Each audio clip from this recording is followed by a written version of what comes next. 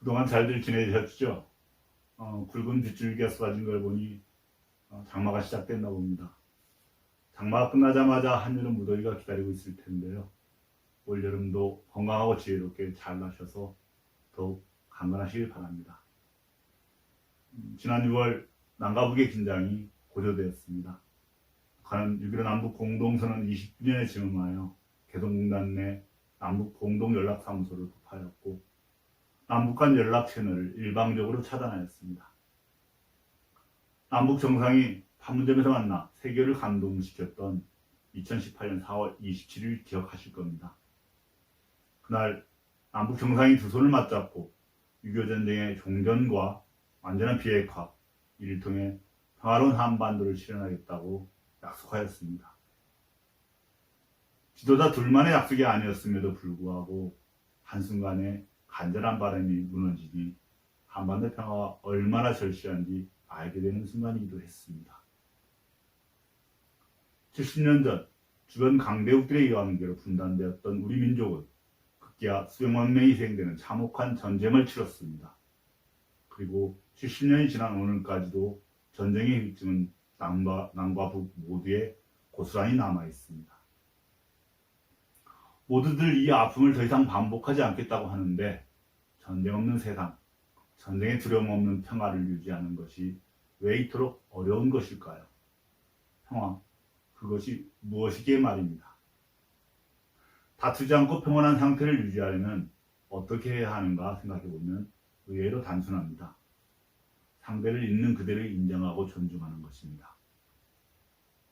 많은 분들이 지산에 깃들어 살면 아름다운 자연의 품속 안락한 실상사에서 얼마나 평화롭게 살겠느냐며 부럽다는 말씀들을 많이 하십니다. 실상사도 지리산 품도 참 좋습니다. 그러나 평화는 본래 그렇게 자연스러운 상태는 아닙니다. 거저 어져지는 것도 아닙니다. 실상사 주변에는 오래된 나무들이 많습니다. 그 나무들을 보면 하나같이 줄기와 가지가 구부러지고 비틀어져 있습니다. 주변의 나무들과 겨루지 않고 다투지 않고 자라느라 제 몸을 비틀어 햇볕을 찾아갑니다. 저는 쭉쭉 뻗은 훤칠한 나무들보다 훨씬 아름답게 보입니다. 둘레나무의 존재를 인정하고 자기의 살 길을 마련하느라 그렇습니다. 우리의 평화도 마찬가지입니다. 우리가 전혀 다른 체제의 북한이 너무도 달라 보여도 70여 년간 체제를 지켜온 북한을 인정해야 합니다. 그들의 지도자를 모욕적으로 비방하거나 적대시하며 책임을 돌릴 일이 아닙니다.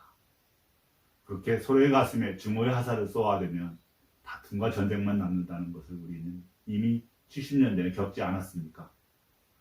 지금은 한반도뿐 아니라 세계사적 급변기입니다.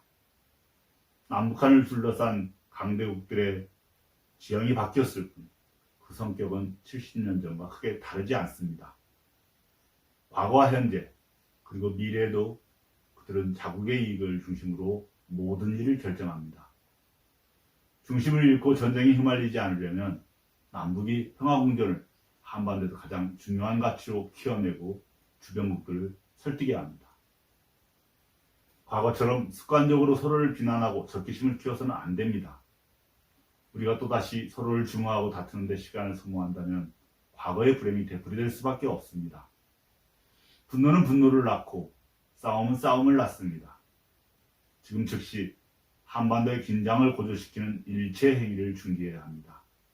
그래야 나와 내 가족, 이웃을 지켜낼 수 있습니다.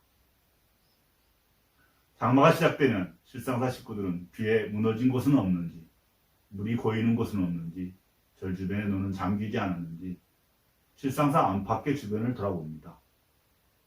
농부들은 논의 물을 빼앗는지 쓰러진 벼들은 없는지 살핍니다. 지켜야 할 것이 무엇인지 알기에 밤이고 낮이고 지키고 보살피는데 온 정성을 쏟습니다. 평화도 마찬가지입니다.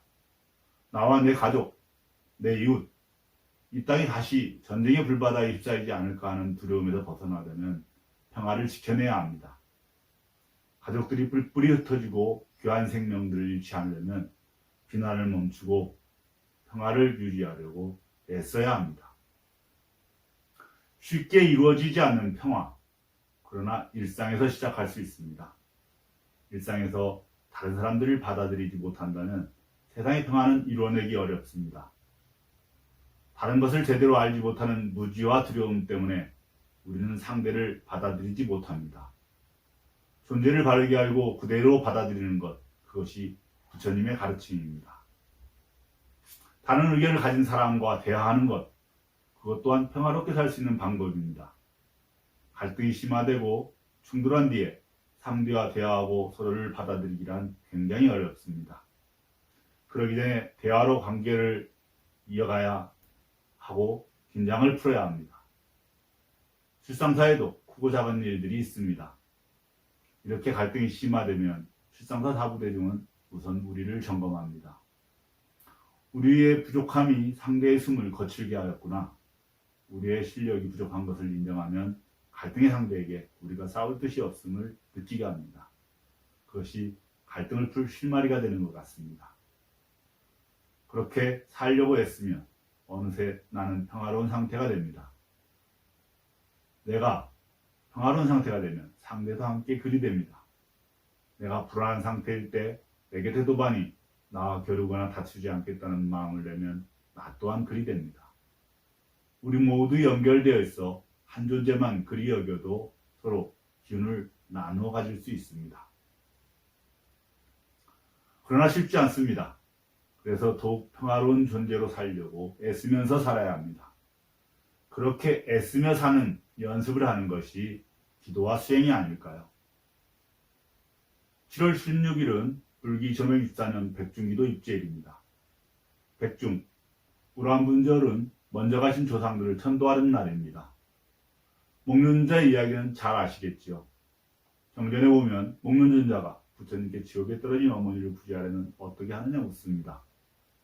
어머니가 지옥에 떨어져 있다고 생각했으니 목련자가 얼마나 간절하게 부처님께 물었겠습니까? 부처님은 대답하십니다. 여름한거 기간 동안 수행하신 스님들께 정성다해 공양 올리고 법문을 청해드리면 그 공덕으로 지옥에 빠진 어머니가 구제받을 것이다. 목련자가 부처님께 간절한 마음으로 물었을 때 부처님과 스님들의 마음이 어땠을까요? 부처님과 한걸을 마친 스님들은 목련자와 목련자의 어머니를 위해 극진히 법문하고 기도했을 것입니다. 한철을 용맹경이란 스님들께 목련자는 정성껏 공양을 올렸을 테고요. 간절한 목련자와 간절함을 들은 부처님, 함께한 스님들 모두에게 좋은 일이었습니다. 사람은 본인이 마음먹고 행동하는 대로 창조되는 인간이라고 하신 부처님 가르침에 의지하여 보면 목련자 어머님을 위해 기도한 사람들 모두에게 복된 일이었습니다. 죽음으로 인해 우리의 형체는 사라지지만 그렇다고 모든 것이 끝나고 사라지는 것은 아닙니다.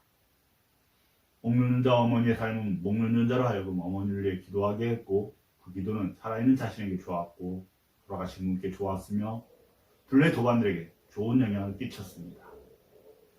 돌아가신 분들이 극락에 가는 것도 지옥에 살게 하는 것도 내목일 수 있습니다. 내게 몸과 마음을 물려주신 분들의 선한 뜻을 잘 받들어 살면 조상님은 극락으로 가신 것이고 좋은 일을 하며 산 자신 또한 극락에서 사는 것입니다. 그것을 보며 자란 자녀들 또한 극락에 산 것이고 극락에서 살게 되는 것입니다. 7월 16일 목요일 백중기도를 시작합니다. 돌아가신 분들은 이제 가고 내 곁에 없지만 내 마음 닿는 곳곳마다 그분들이 계십니다. 조상께서 내게 주신 몸과 마음이 나와 우리들의 삶을 향기롭고 거룩한 삶으로 가꿀 것을 바라십시오. 실상사 사부대중 공동체는 모든 존재들이 안락하고 행복하기를, 모든 존재들이 고통에서 벗어나기를 바라며 지극한 마음으로 백중기도를 올리겠습니다. 실상사의 백중기도에 함께해 주시길 청합니다. 고맙습니다.